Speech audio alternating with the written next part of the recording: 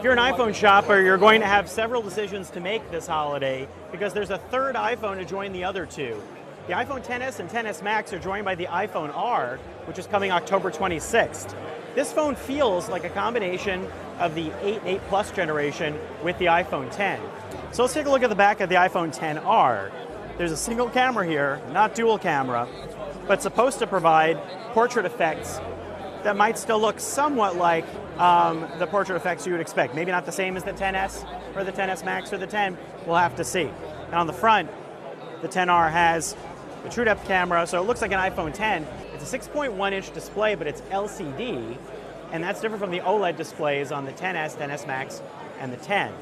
It's a new type of display that's edge to edge, and right now it looks really sharp. I mean, Apple's LCD displays have always looked good, so we'll have to wait and see how those compare side by side. There's no 3D touch, so if you push in here, you're not going to be able to get those pop-out things that you might or might not be using.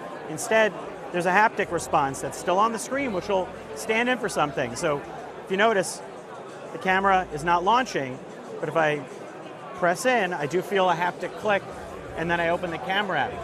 So that's pressure sensitive. It's just not exactly the same as 3D touch. Maybe you're not using 3D touch anyhow, so your mileage may vary on that. The A12 processor in here sounds like it's going to be as fast as the XS and XS Max. So performance-wise, sounds really promising, and it's supposed to get an hour and a half more battery than the iPhone 8 Plus. The iPhone XR at $749 still falls in the mainstream to high-end territory for phones. But that extra savings versus a $999 iPhone XS might be interesting to some people.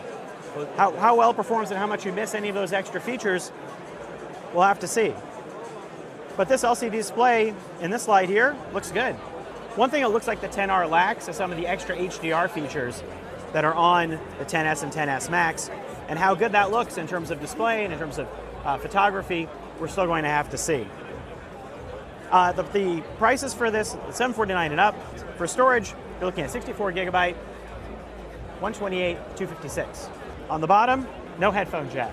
Joining the others, of course, Lightning, and it looks similar to the iPhone 8 and 8 Plus in terms of the aluminum finish. The XR also comes in other colors. So if you want to pop this out to go coral, blue, yellow, Project Red, those are available as well in addition to white and black.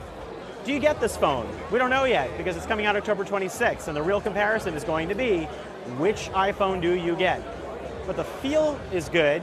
The size feels very iPhone 8 Plus-esque, and the display, while it's a lower resolution than the XS Max and the 10, it's a pretty good DPI, so it still looks strong. More to come on that, but your iPhone decision still looms. I'm Scott Stein here at Steve Jobs Theater at Apple Park.